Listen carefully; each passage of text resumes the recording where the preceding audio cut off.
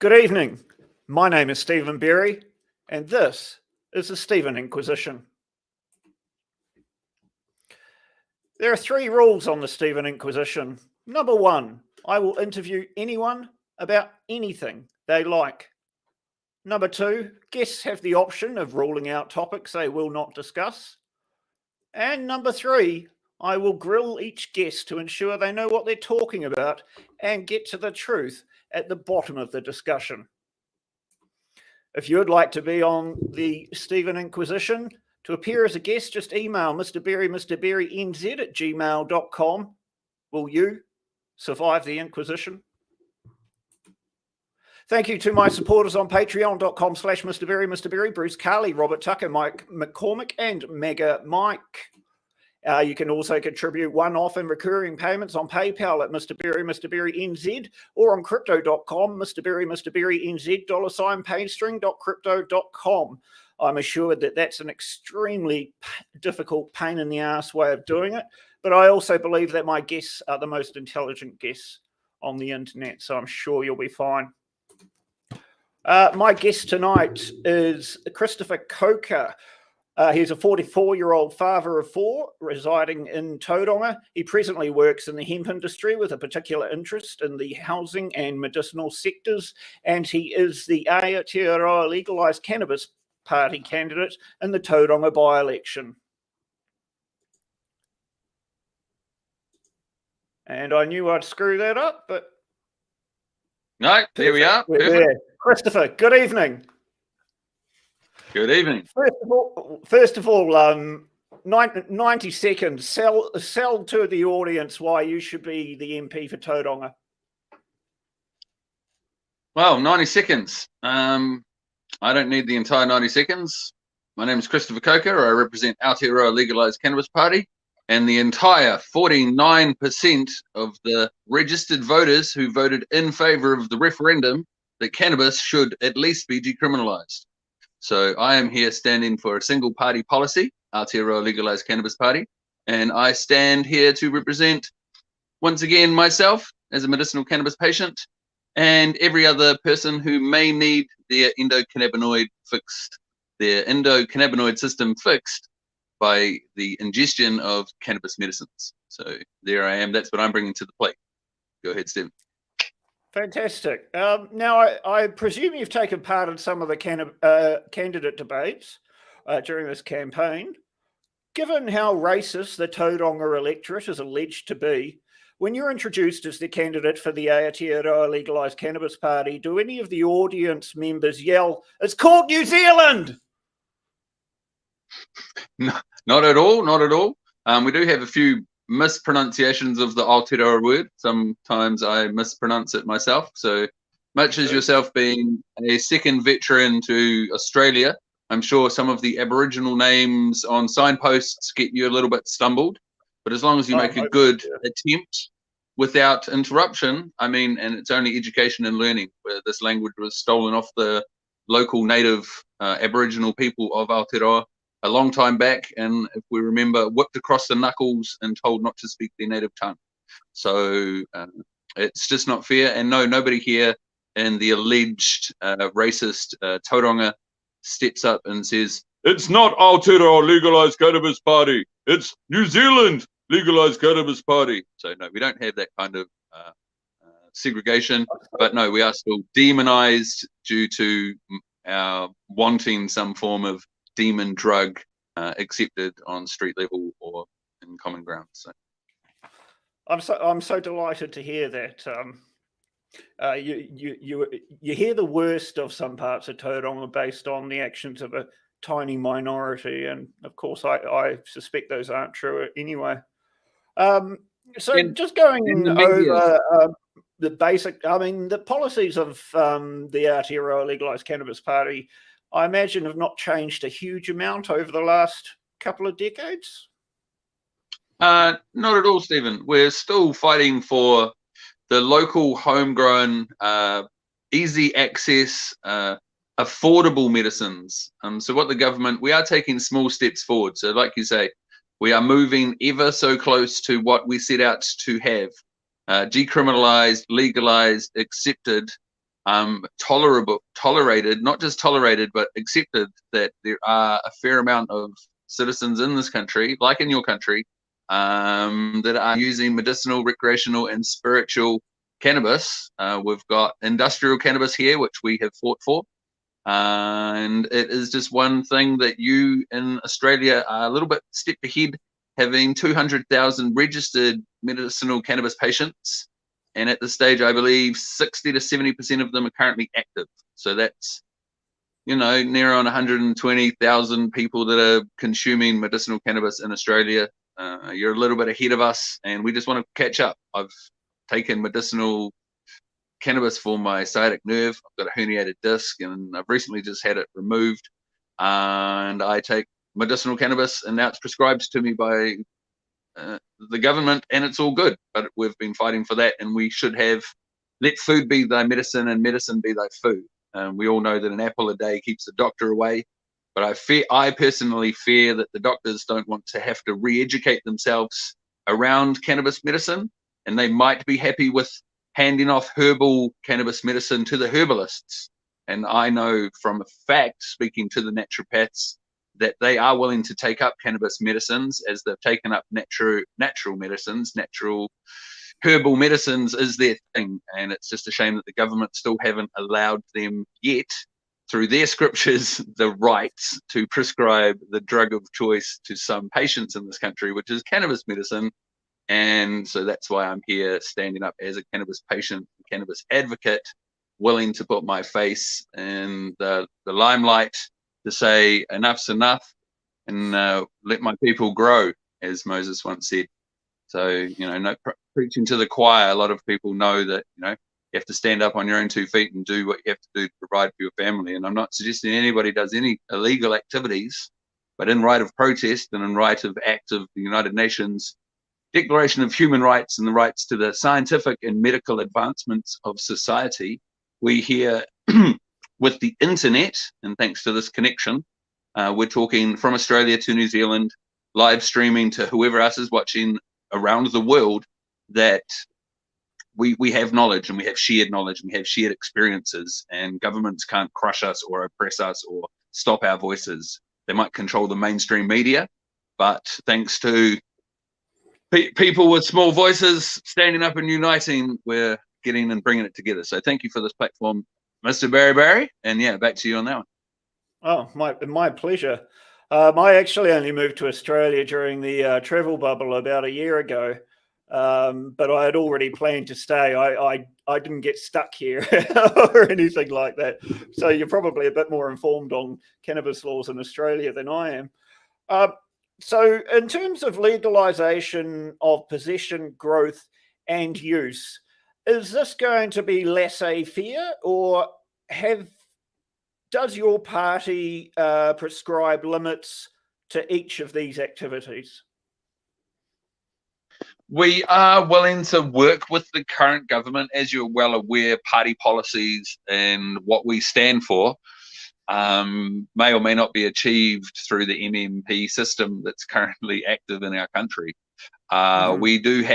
We have policies in place, and of course, once again, the referendum was a very near miss. The wording was a little bit incorrect with the control and the fact that we don't only want 4 plants. We want to be able to negotiate individual human rights. It's not something that you're allowed only 1 citrus tree in the back garden yet. You're still allowed a plethora of citrus trees. If you want grapefruits and mandarins and oranges in your back garden, it's not like, sorry, Steve, you're only allowed 1 citrus tree. So what we feel is the ability to create a safer home environment, having medicinal cannabis, access to medicinal cannabis, it shouldn't be under the control of the government per se, where it should be the education that should be under the control, or the allowance of the tolerance that cannabis is now a medicine. We need to educate more people, especially the doctors, about cannabis medicines. And our party policies are by the wayside, knowing that legislations and laws can be ticked and mandated and thrown here and thrown there. So any wording that we've got in our party policies will be ticked and authorized by people way above us. And we just want to bring to the table that little steps forward is that's what we're here for. I would love to rack up enough people in Tauranga to have them know that I am here willing to take the cannabis portfolio, as I've said before, because we currently don't have a cannabis portfolio, but I've been a cannabis advocate for 20 years, and I want New Zealand to have a cannabis portfolio, and I want us to thrive in this new industry that has been taken over in America and Canada and now Germany. They've all legalized cannabis, recreational use for adults. And I feel that New Zealand is in a prime position as a tourist mecca to take a firm grip on this ecological, like I said, mecca, paradise. I don't know why you left, Steve. We don't have snakes and crocodiles and alligators and wallabies. Oh, we've got wallabies. I haven't even seen a single one yet. Don't move out of the city, wherever you are. Yeah, stay safe over there, brother. So in that case, so your current policies on possession, growth, use, etc.,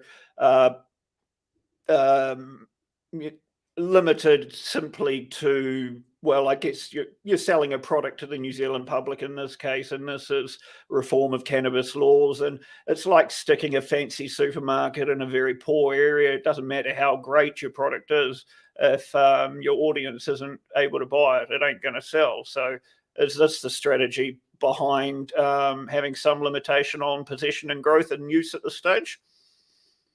Yes, that's correct. Having a wider audience, and that's why we say we don't fight with those who are already pushing industrial cannabis their ways. We don't fight with people who are pushing medicinal cannabis their ways. What we want to do is just bring more awareness to the general public, because the government does change the legislation, but they change the legislation as they always do with backhanded agreements. Now, I'm not accusing anybody of doing anything backhanded. All I'm saying that it's the status quo as it goes. I'm here to represent cannabis culture, not just cannabis industry, and I want to bring cannabis culture to the mainstream, not just the fact that we can all profit as Aotearoa, as a nation, using our tourism, using our horticulture, our ecological environment, clean, green New Zealand. We can market that around the world as a cannabis export. There's billions to be made over the next decades. And the government just needs to realize this and just get on with it. And I'm just here to represent that and write up firm policies that allow everybody here in Aotearoa to make New Zealand great again. We want number 8 wire. Me and you still be men and be able to make anything out with bare hands. Yeah, you know what I'm saying? Yeah, but that's the thing, we should have the right of freedom of commerce without interference from our government. We should have our government, through legislation, not dictating to us what kind of trade we want and how we deal in our trade. Like, let's not get onto taxes, because it's just a thing. Death and taxes. I will bring up taxes a bit later, but in terms of supply, I mean, I can't get you any, Stephen. I can't get you any. I thought I said that earlier when we were off live stream. I can't get you any. Okay. Sorry, cut that bit, edit that. Edit. That's fine. That's fine. In terms of supply laws, I mean, we've seen a variety of positions, most of them very weak and muted. For example, from TOP and even the Greens talking about non-profit giving amongst friends. Why, if it's a legal product, then why can we not have small mum and dad businesses as well as larger companies supplying this product? Well, we do have the Medical Cannabis Commission at least talking to the government, allowing, I think it was set at 20% to the mum and pops industry. So I think the big boys were fairly certain they wanted 80% of the share of the pie of medicinal cannabis. And I do believe they are still fighting for small industry and small licensed facilities to take. I believe it was noted at 20%. So I think the big people are still fighting for us. Doesn't that just demonstrate how woefully inadequate a government-led response to the legalisation of cannabis is, when companies and lobbyists can go to the government and say, we want a particular proportion of this industry? I mean, I seem to remember that our food supply is 80% controlled by two big companies, and the government's now getting involved to split it up. Surely this market should be legalized and then its growth organic instead of stipulated by a few dictators and bureaucrats from the top. Well, this is the thing that I've just learnt about politics, that I've always heard as a tradesman in construction for 2 decades. I'd always heard about politics and backhanded agreements, and I never really thought much of reading the newspaper and reading about all that negative energy that they've got and all the stories that they sell that are selling fear and all the violence and the sports and all the other nonsense. I'm more of a historian and researcher of the truth and whatnot.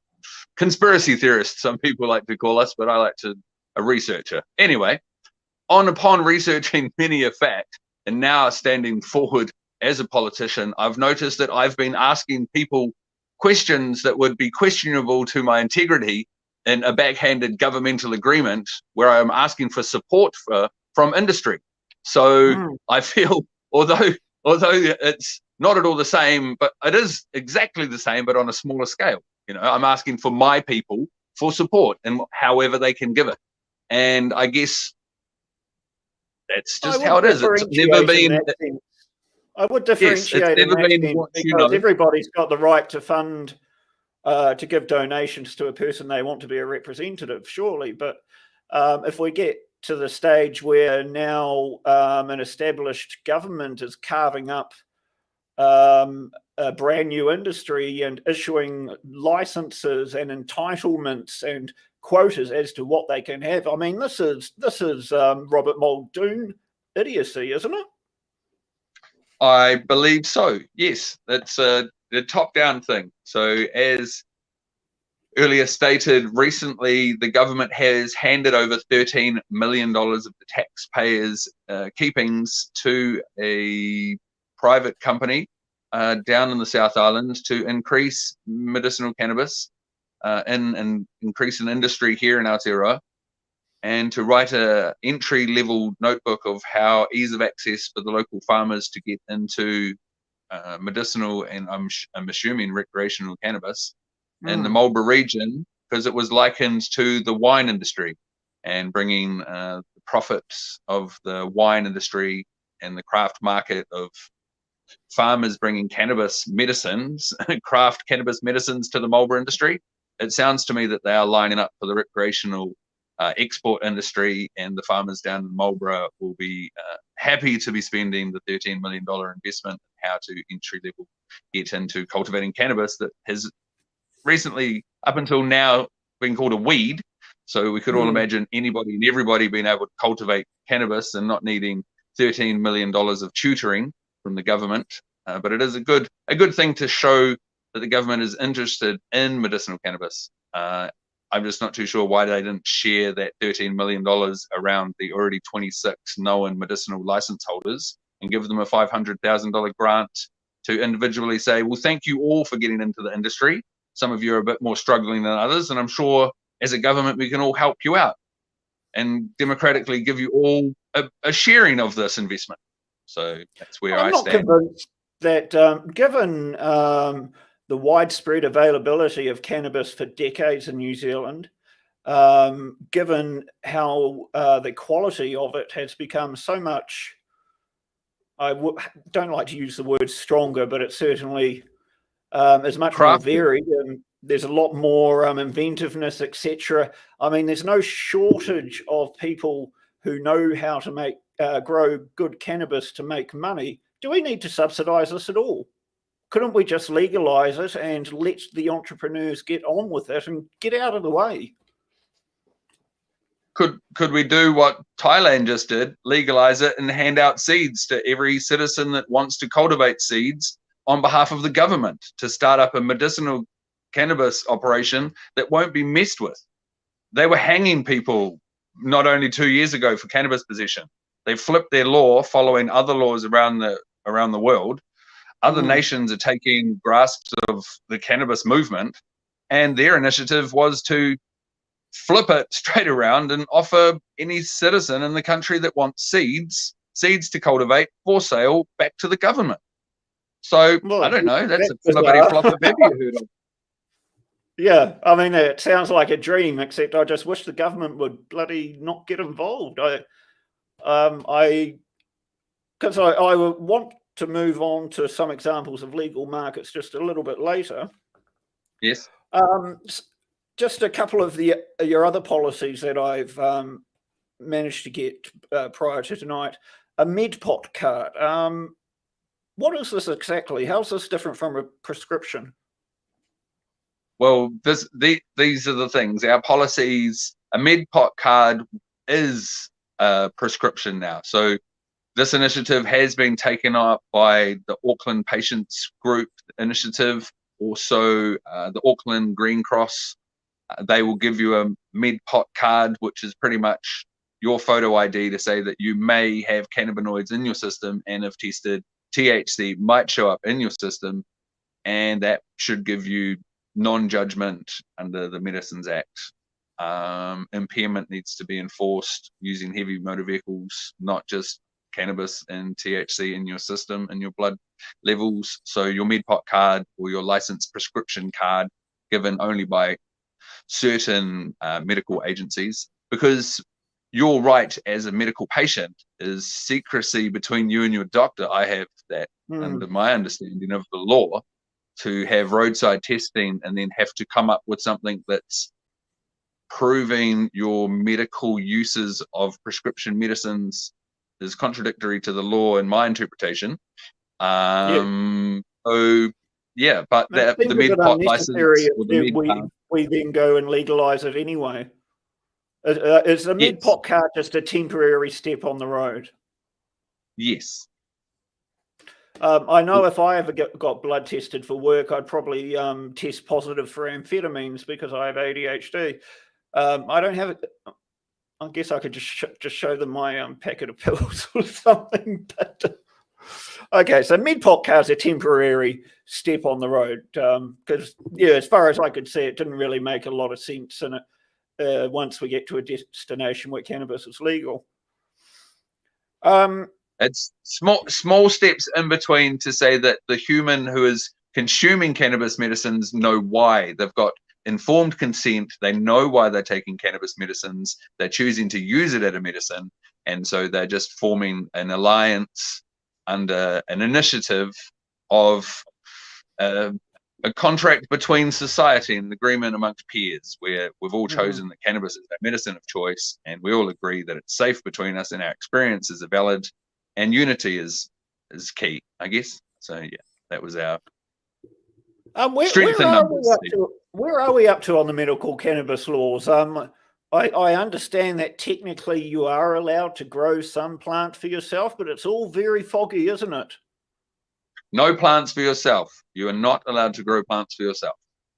Unless, of course, you're allowed to go and see your doctor, and you're allowed to talk to them about your previous experiences with cannabis medicine, your research that you've done as an individual citizen into cannabis medicine, and then you're allowed to prove to them that you would like to experience prescription cannabis medicine.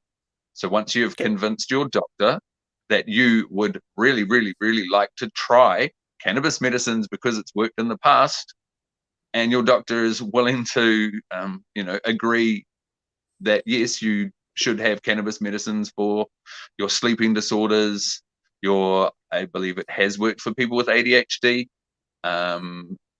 people with Parkinson's, people with Tourette's, people with pain, chronic pain. It's been used for multiple things. And if your doctor isn't willing to prescribe you for any of the ailments that you claim to have previously used it for, then I suggest getting a second opinion, which is once again your right in the medical industry to possibly seek out a different doctor. Now, possibly the sad point is that cannabis businesses here in New Zealand can't actually advertise. So majority of other drugs in this country, I don't know if you know about this Pharmaceutical Act regarding rights to display medicines. All other medical pharmaceutical companies have the right to advertise, send out pamphlets. I just got a pamphlet in the mail from the Warehouse Pharmacy. It was a 42-page everybody was in it, a plethora of drugs and herbal remedies side by side. And I thought to myself, yet we're still not allowed to advertise cannabis, and people that have invested millions of dollars to become in the industry are still stifled by the wording and the scriptures written by the government. And it's That's interesting, that that Chemist Warehouse thing you get, because I get one every week as well, and it's always telling me 80% off specials. How the fuck is it a special every single week? just for you, special price, Stephen. Just for you, special price this week only. And that's the other thing. The other thing in the written law into cannabis medicines is that not only can we not advertise it, we also cannot give discounts. So it can't be, So no discounts. So no 80% off. Because the CBD, I don't know if you'd call them oils. You maybe explain what the CBD products are aside from the herb, if you could, please. So CBD. Let's just go to what cannabis medicine is and what cannabis plant is. So there's a type 1, type 2, and a type 3 cannabis. It's all known to be the same. It's the levels of THC and CBD, the two strongest cannabinoids in the plant. Mm-hmm. There are 60 cannabinoids that are created in the human body, and I believe 170 cannabinoids known to be created by the cannabis plant. So the human enjoys the cannabis plant and interacts with it because it's keys unlocking padlocks that stop you from being in homeostasis. So cannabis medicines helps you balance your system. So back to what CBD is. THC improved now? Because before there were just a few pharmaceutical cannabis products. They cost hundreds of dollars, are extremely difficult to get. We're not subsidized. What state are we at now? That's still the same. So back to the CBD. So we've got type 1, which is high THC. We've got type 2, which is high CBD, no THC. And then type 3, which is the hybrids, a 1-to-1 ratio, something similar to that. So we have people that are apparently genetically predetermined to have psychosis from THC ingestion. I don't want to say that that's a true fact. I haven't looked at the data yet. I haven't seen a white paper through any PubMed. So I'm waiting for the actual facts to get out on that. But I do know that it can THC, like a tiny fraction of people, but certainly doesn't justify banning a drug. No, not at all. And so CBD medicine, as a cannabinoid medicine, interacts on the same CB2 pathway. So inside the human body, we have an endocannabinoid system. Dr. Ethan Russo has explained that the human being has an endocannabinoid deficiency. And that is because prior to the war against drugs and having cannabis and hemp banned as a narcotic drug, we used to have it in everything. We used to grow hemp as a new nation. As we traveled, it was a sativa, a cultivator, a cultivation plant, known to our ancestors as a necessity plant, a sativa. So cannabis sativa was one of the plants that we made hemp for fiber, hemp for food, ropes and textiles, and nutrition. It was fed to our animals. It was in our bodies. The endocannabinoid systems are in all mammals. It was fed to our livestock. It was then fed to us. Since the banning, we've had an increase in cancers, an increase in all sorts of toxicities that weren't known to humans prior to us having what Ethan Russo has claimed a endocannabinoid deficiency. So if you don't know anything about cannabis medicines, I suggest you look up CB1, CB2 receptors and the endocannabinoid system. It's a deep hole to get in, and that's why the doctors don't want to have a bar of it. They've already got their doctor's license, they're already making their money, and they don't want to go back to school for another 15 years. I've been researching cannabis medicines for 20 years, and I'm telling you, due to R&D and the legislations around the world, it increases by the hour. I watch podcasts, I read white papers, I read publications, medical journals, I'm on live streams, I'm doing talks like this, and information regarding cannabis legislation and scientific advancements increase on the hour. So I can see why doctors fear having to be re-educated around cannabinoid medicines and drug interaction, because they just don't know and they just don't have the time. You have a 15-minute slot to talk to your doctor. You don't have a 1-hour slot to talk to your reporter friend. Thank you for giving me a 1-hour slot for me to preach to you and tell you my truths. You have 15 minutes to talk to a doctor and prove that you're not a drug seeker and that you've actually got a medicine of your choice, and it just so happens to be currently illegal, but you'd really like the doctor to prescribe it. And now the doctor has that freedom. And if your doctor just wants to allow you to be heard and write you your prescription, you can get cannabis oils in CBD form. You can get Sativex spray, which is the first GW Pharmaceuticals alcohol-based THC CBD 1-to-1 that's prescribable. There's several companies, Rua Bioscience, Helios, Aquilos, Canna South. They've all got imported products. They're currently white labeling products from overseas. We are cultivating the medicinal cannabis, but here in Aotearoa, but because the GMP standard has been set so high, you need $1 million facilities and governmental clearance to cultivate once again what was known to be a weed prior to it becoming a medicine restricted by the Medicines Control Act, and it's a shambles. Right, now, I mean, even the most liberal parties on this issue seem to think legalise it and tax the hell out of it, and that will bring nirvana, or it'll eliminate the problems with the gangs, or which are only getting worse, especially since the crackdown on gun laws.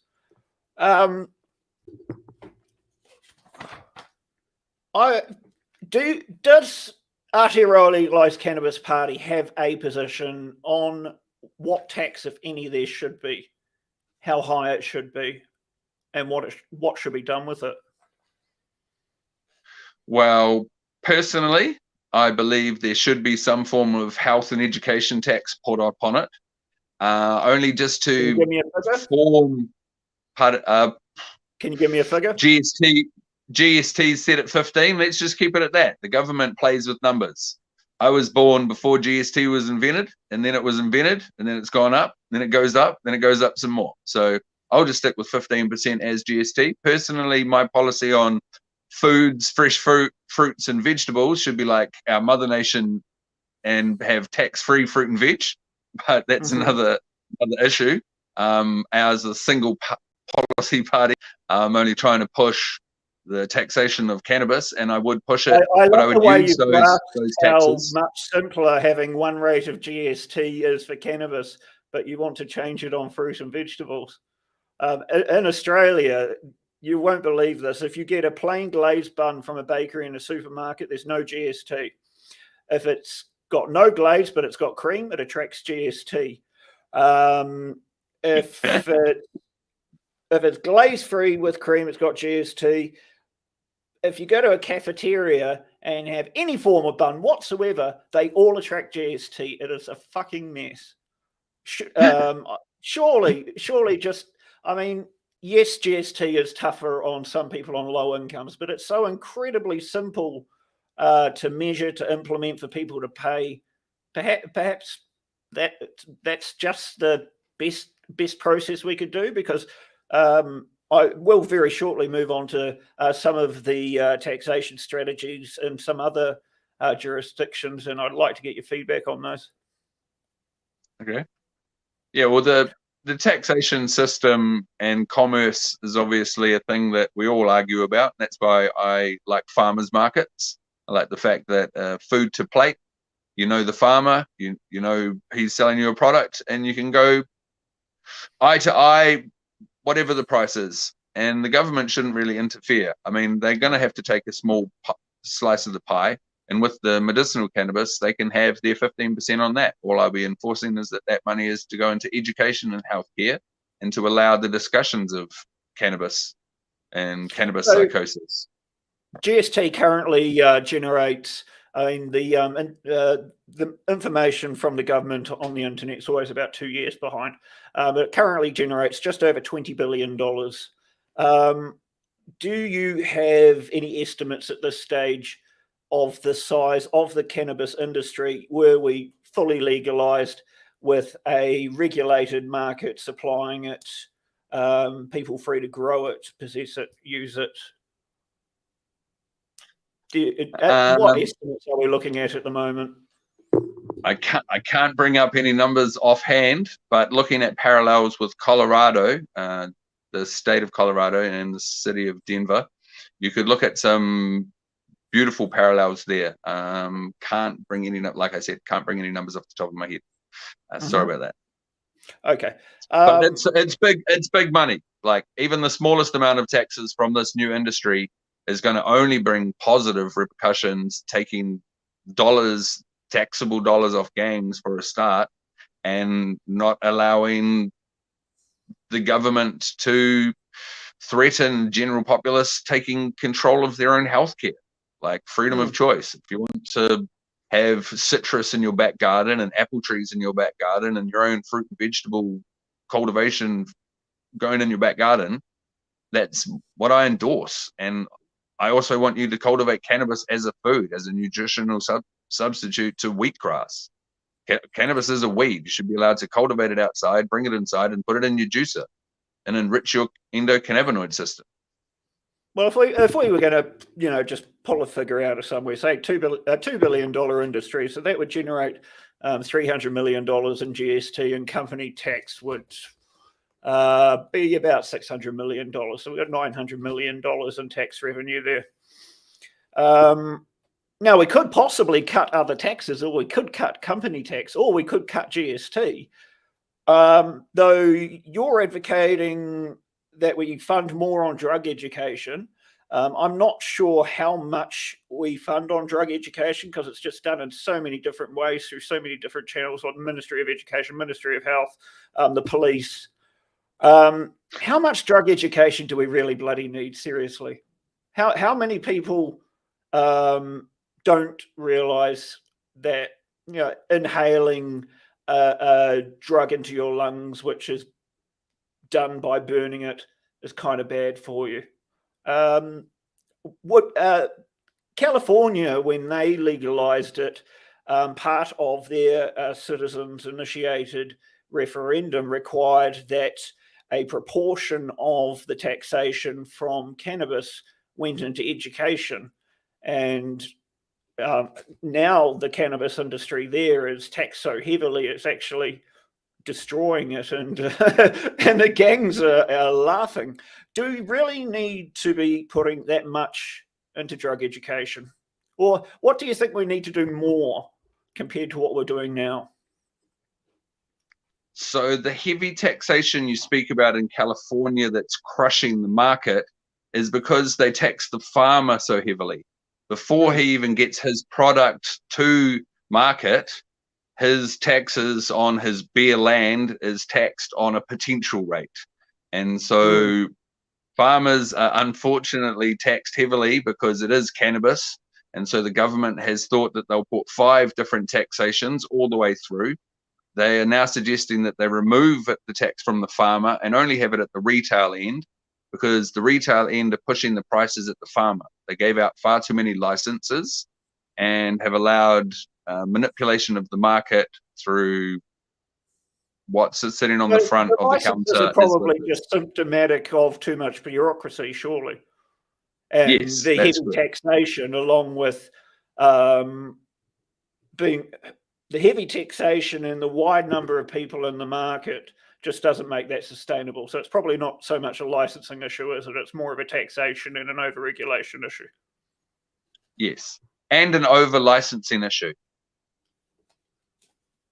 And in some states, they've got a licensing issue. I believe the last resale was over $100 million just for a medicinal recreational cannabis cultivations license. So wow, it's big business just in the trading and exchanging of your hype basketball card. I mean, sorry, not your hype basketball card, your medicinal cannabis cultivation license, because some of the big businesses are only taking them as trading businesses, where they get in, they buy them, the stocks go up, they flick them off. And so sadly, or unsadly, because like I say, awareness to cannabis medicine. So thankfully for all the fighters at the top who are all making awareness that cannabis is a medicine, sadly, to the governments who are restricting the information. And that's what I'm saying. So the misinformation about cannabis as a medicine. It's creating monopoly, which is driving up the price, which is putting the market back into the hands of the gangs, would you say? Yes, now, that's correct. Your policy also mentions funding drug research. The government funds, forgive me, I didn't get the exact figure on this today, but I mean, the Callaghan Foundation alone funds over $30 million into research and development. I suspect that it is well into 9 figures across the board on all sorts of different companies. I mean, take the Rocket Lab, for example, enormous research and development subsidies. This is just corporate welfare, isn't it? Yes and no. Something that the people in the Aotearoa Legalise Cannabis Party, who, from my interactions with them, tend to be quite left-wing ideologically, are you really going to advocate that we hand out hundreds of millions of dollars to corporations to research something which is actually going to be extremely profitable if they do it themselves anyway? Well, that was to my earlier statement where the government thought that it was an intelligent move to give $13 million of the taxpayers' money to one, like we're saying, single entity. Yeah. It seemed a bit weird as a cannabis community that's what they chose to do. But we're all grinning and bearing it because there's hurdles to be jumped still and mountains to be climbed and rivers to be swam. And this is a drug war and it isn't over yet. And dirty tactics play in dirty games, and we stand with integrity. We stand with our true words of what we're trying to do, and it's just legalizing cannabis in Aotearoa. We're here for the party. We're here for the people, and we want medicinal, recreational, spiritual, and industrial cannabis recognized as what it is. It's not a savior for all. Cannabis is the answer. It isn't every answer, but it is a fair, good answer, and it just needs to be given a chance. It doesn't cure cancer, for example, though it does relieve the side effects of chemotherapy. I could send you articles from MedCan conference links where cannabis medicines does kill cancer in petri dishes. Prostate cancer, cancral tumors, melanomas, breast cancers, testicular cancers. But unfortunately, what they've found in laboratories and access to a plethora of varieties of cannabis cultivars. So we're talking about the variety of cannabises.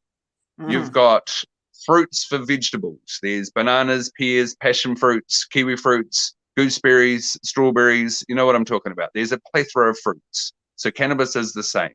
So they've found in the petri dish that the cannabinoid differentials is cancer differentials. The ones that that heals cancer in a petri dish may fix your testicular cancer, but not your breast cancer, and vice versa. So it's not one fix it all, but it is experimental drugs at the moment because they're still only doing the research. But there is research out there now readily available, and I could send you links to prove that scientists have proven that yes, cancer can be cured by some cannabinoids. Okay, and yes, it also has for generations. Pardon me? Yeah, so you're telling me it's highly experimental in the lab and it's not blanket approaches at this stage and there's a lot more work to do? All I'm saying is that they've proven that it is a functioning thing, but the randomization of the cancer to cannabinoid profiling and the DNA, as we know, metabolism rates and each human is different. So they're still working on it. There hasn't been many clinical trials. I can't say any that I've known of these studies in actual humans, but they've had cancers put into petri dishes and seen them die from cannabinoid cultivars, chemovars. So we're working on it. At this stage, it's not tenable, but there is promise and limited tests, you're telling me. Yes. Okay, yes. I'll take your word for that. Just in terms of, we've got about 15 minutes left. I do want to just touch on, the party itself. So the party's been one of the few registered parties that has continued to exist since 1996.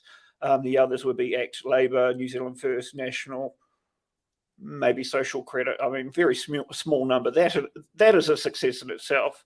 In 1996, you got 1.66% of the vote. In 1999, you got 1.1% of the vote. There have been 2 poll results, possibly 3, done by Colmar Brunton, which show, 3. 2 of them were at 0.8%. One was at 0.7%. That's died off lately. Do you have any idea what resulted in that particular spike? It doesn't seem to be linked to any activity as far as I was aware. No, I guess it's just people not wanting to vote for the status quo. Giving the small guy a chance. You're now on 1%. You're now on 0.1%, and Social Credit's jumped up to 0.5%. And Vision New Zealand's on 0.4%. So I'm probably reading too much into it, but I was just curious. But historically, I mean, if I just read out a few other single issue parties, Animals First, 0.19%, then 0.16% in the 90s. 99 MMP Party in 2005, 0.03%. Ban 1080 Party, you'd think that's popular. I don't, because I think it's nonsense, but they got 0.21% in 2014, 0.12% in the party afterwards. Direct Democracy Party, 0.03%. I mean, I was in the Libertarians Party. We got more votes than this. The thing is, even though ALCP is no doubt the strongest single issue party in New Zealand, single issue parties largely do not succeed electorally. And you must have a political philosophy that goes beyond marijuana.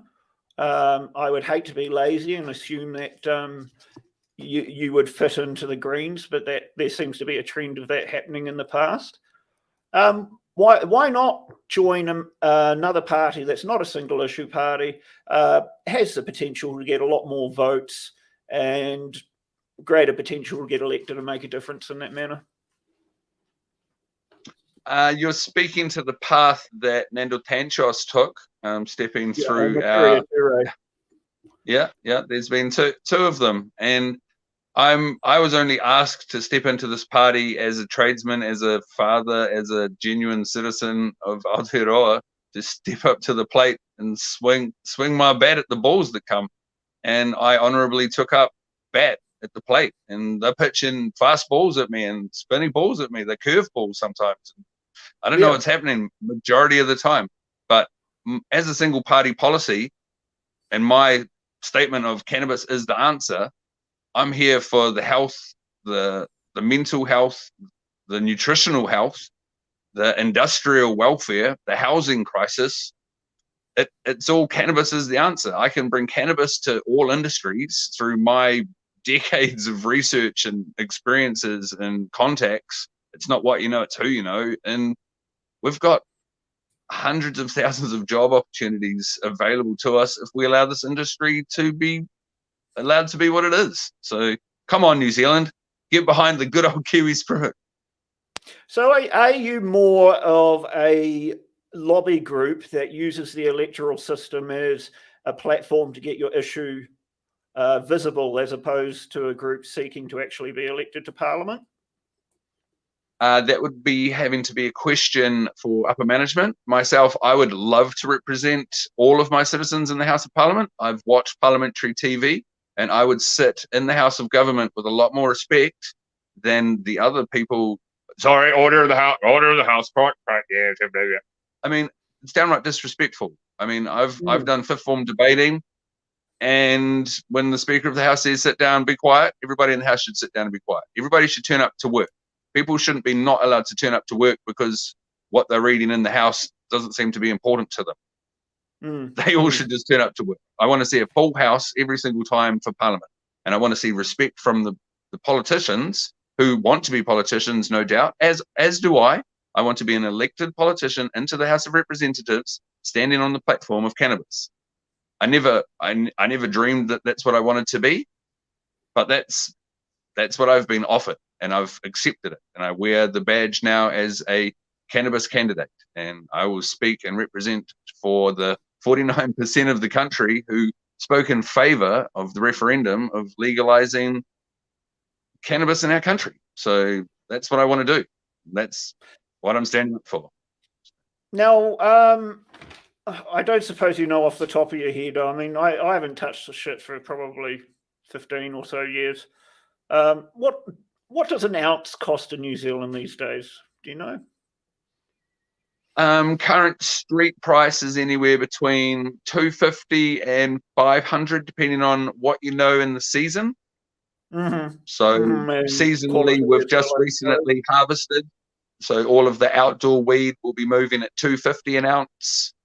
All of the indoor weeds moving at 350, 400. And come Christmas time, it goes all the way up to 500, sadly. Okay. And that's why homegrown for everybody to be allowed to cultivate their own medicines and recreational cannabis, just like in New Zealand where we have the access to moonshining. I worked in the grow and brew shop in Auckland, and we sold moonshining equipment.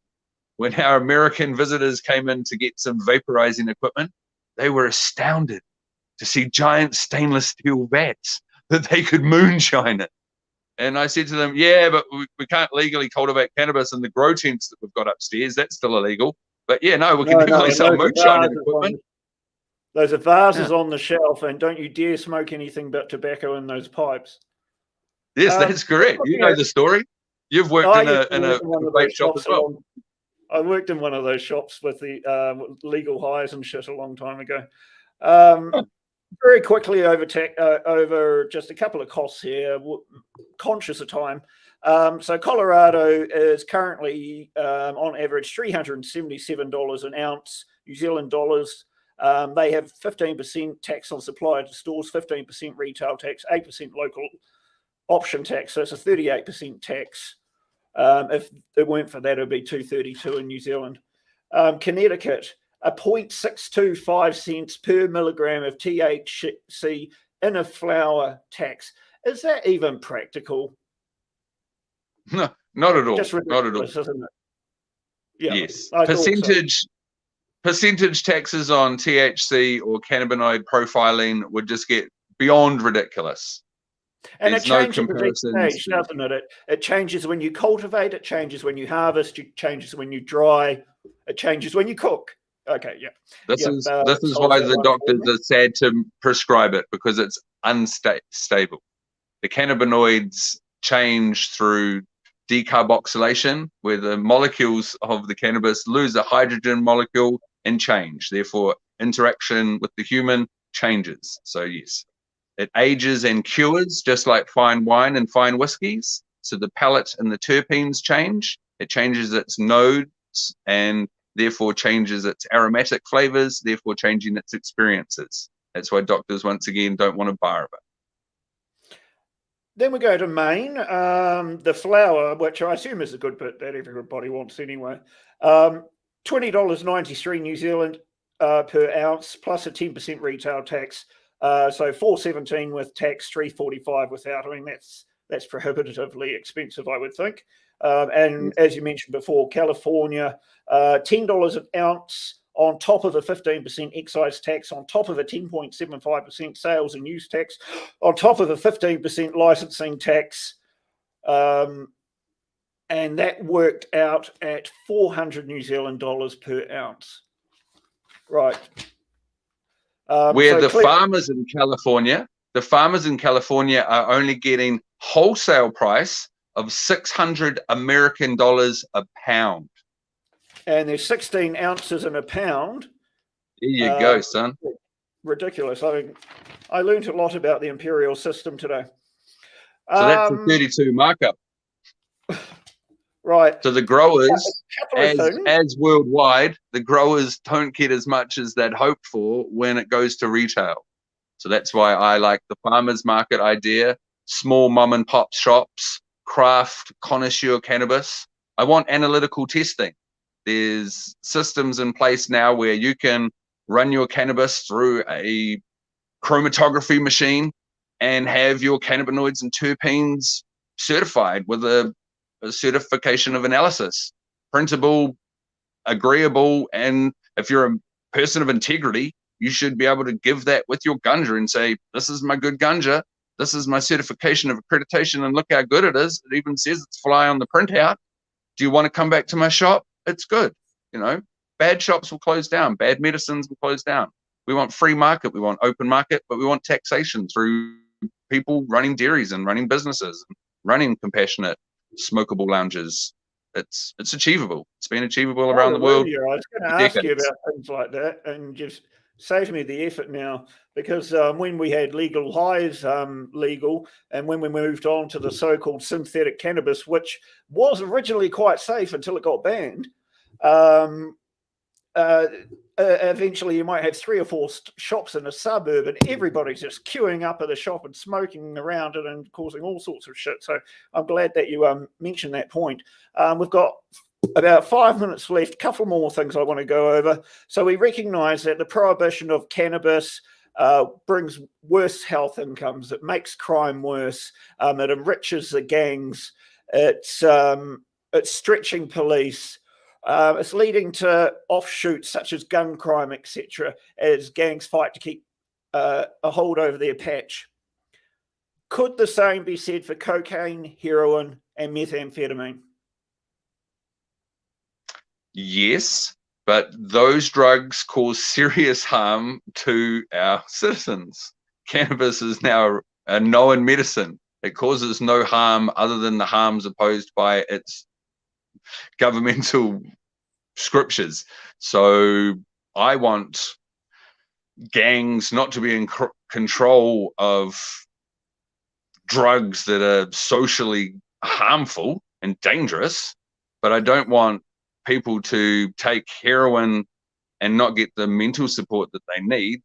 I want druggies. I'm sure that would also associate with it as a part of responsible retailing, which I'm sure cannabis retailers would like to do as well, as you've mentioned. So a joke David Seymour of the ACT Party likes to make at universities and behind closed doors is the reason we have a methamphetamine problem is because we can't get any decent cocaine in New Zealand. Now, of course, legalising marijuana is going to knock out a big source of income for the gangs, but they're just going to move into everything else that is illegal. Perhaps, I think they should all be legal. I think I'll put whatever the hell I want into my body, and if my private health company won't cover it, well, fuck. But about 15 years ago, we had BZP, which wasn't everyone's favourite, but it was a good amphetamine substitute. MDMA is a relatively safe, empathetic drug. LSD or correct me here, psilocybin. Magic mushrooms. What's the magic mushrooms? Psilocybin. Again, very, very safe. Virtually no records of deaths on all of those. MDMA, if it's the proper shit. Could we go down that path? Could the ALCP go down that path, or am I going to get you in trouble? We're not personally interested, or a party interested in the legalization of all drugs. We are here to represent the legalization of cannabis in Aotearoa. So personally, I can say we want cannabis legalized as a party and as a person, as an individual, and as a political candidate. So you recognise that the argument could be applied to just about any other drug, though? Of course. Cannabis is not the gateway drug. Cannabis is not the gateway drug to every other drugs. No. All right. We're not about taking experimental drug taking. We're about recreational, spiritual, industrial, and medicinal cannabis use. That's what our party policies are. That's what sticking to my party policies, as we all do, wearing the party policy and waving the party flag. That's what I represent. That's what I represent for my people. Yes, cannabis, I did the same thing to the ACT Party. I never once spoke about legalising meth when I was in the ACT Party. Last thing that we've got time for, I'm sorry, it's very short. What went wrong with the referendum? was it the way it was written? As far as I could see, it was an absolute dog's breakfast of crap that wasn't even analysed in Parliament. You compare that to the end-of-life choice referendum, where there was actually a bill that had been passed in Parliament and just had to be ticked off in the referendum. What went wrong with cannabis? It was too broad. It was too namby-pamby. It was a control act. All of the cannabis cultivators that I speak of don't want more control. They're already under control. They're not allowed any. And then they don't want a ridiculous number like 4 or 6 or even 12. People that cultivate cannabis know that a larger variety of cannabis medicines is better than a restricted 4 or 6 or 12 plants. So nobody could agree that the control bill was what they wanted. So yes, it was the wording of the bill. Cannabis law reform have voted against that bill because it was just a steaming pile of shit. That's correct. If it was I worded for it, but yeah. Gang numbers.